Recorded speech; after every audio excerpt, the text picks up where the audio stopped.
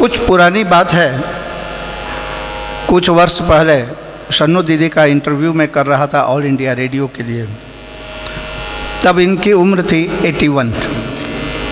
मैंने कहा दीदी आप इस उम्र में भी इतनी एक्टिव, इतना सारा काम कैसे कर लेती हैं? तो बोले नंबर तो बस देखने के लिए है, सोचने के लिए है। आप 81 देखते हैं, मैं 18 देखती हूँ। तो मैं अपने आप को 18 साल की समझती हूँ। आप क्यों मुझे 81 याद दिला रहे हैं? तो ये होता है एक जज्बा काम करने का। हम एक छोटी सी रिकॉर्डिंग, ऋचा जी रेडी है? एक छोटी सी रिकॉर्डिंग दीदी की आवाज़ का हम सुना रहे हैं।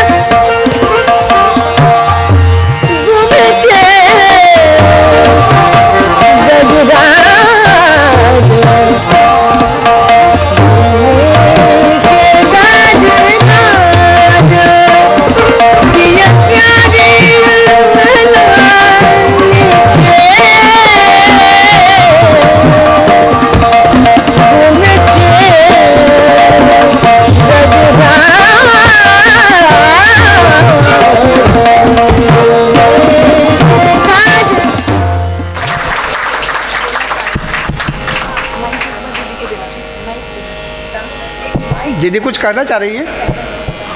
क्या पूछ रही कि मैंने क्या गाया? अच्छा अच्छा ये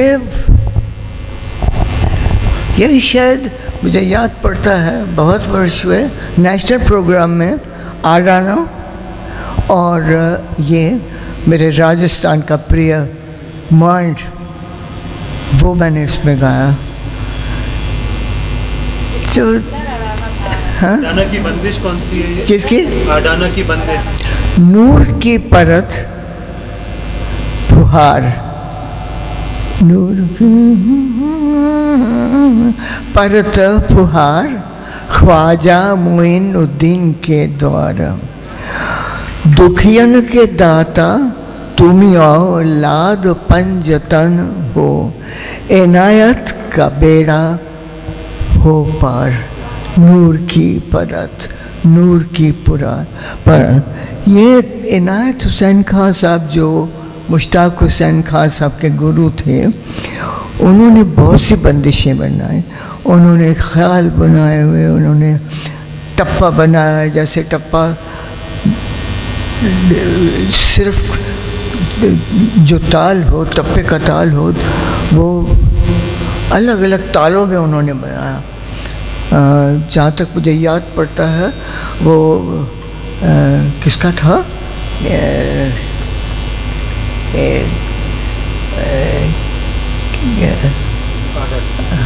हाँ, आड़ा चौताल में था। तो आड़ा चौताल में बहुत कम टप्पे नज़र आते हैं। और आप देखते हैं कि ग्वालियर के तो ज़्यादा बहुत टप्पे गाए जाते हैं, तो आड़ा चौताल आपको कहीं पे ना सुनाई नहीं देगा। तो इसी प्रकार से मैंने ये मांड, हम एक ही प्रकार की मांड सुनते हैं, केसरिया बालम आवसा पधारो। लेकिन जब मैं इस विषय पे, राजस्थान के लोक संगीत पे मैंने रिसर्च भी की, और मैंने उसमें पाया कि कई प्रकार के मांड हैं, कम से कम 4 प्रकार के तो मांड ही हैं। ये मेरे लिए एक सौभाग्य की बात थी कि मैं समझ सकी कि ये मालूम ही नहीं था मुझे कि ये मांड इतने प्रकार के होते हैं। जांगड़ा ये एक प्रकार था। मैं क्या क्या आपको गिनवाऊँ क्या क्या हुआ। और राजस्थान की बात करते हुए मुझे ये लगता है कि जिस प्रकार हमारा जांगड़ा, जांगड़ के राग होते हैं, राजस्थान के भी राग होते हैं वहाँ के। तो ये खोज, मुझे ये लगा कि मैं ये किस भंवर में फंस गई हूँ, समझ नहीं आ रहा क्या करूँ क्या ना करूँ। भगवान की दया से ये सब हुआ। और कौन सी बात तुम सजेस्ट कुछ कर रहे थे? So that was the... सबसे बड़ी मुसीबत यही है कि हम जितना सीखते जाते हैं उतना हमको लगता है कि हमने कम सीखा है। जितना कम सीखते हैं उतने सुखी रहते हैं, उतने संतुष्ट रहते हैं। 2 साल सीख के कोई भी आदमी कह सकता है कि मुझे 20 राग आते हैं, और 50 साल सीख के वो कहता है कि अभी तो सा की समझ होनी शुरू हुई है। उस्ताद बड़े गुलाम अली खां की जब मृत्यु निकट थी तब उन्होंने कहा कि अब थोड़ी सी सुर की समझ आने लगी, तो ऊपर से बुलावा आ गया। बहुत मुश्किल, सा लगाना बहुत मुश्किल होता है। और हर राग का अलग अलग सा, हर राग का अलग सा। मेरी छोटी बहन यहाँ बैठी हुई है, सुषमा मोहन, मेरी छोटी ये बहन बैठी हुई है यहाँ पे। तो इन्होंने कहा मेरे से ये गाना वाना नहीं होगा, बिल्कुल नहीं। ये पेंटिंग में लग गई, लेकिन समझ सब है। जी जी, और नमन जी को भी इतना समझ है ना, वो बता रहे हैं सब।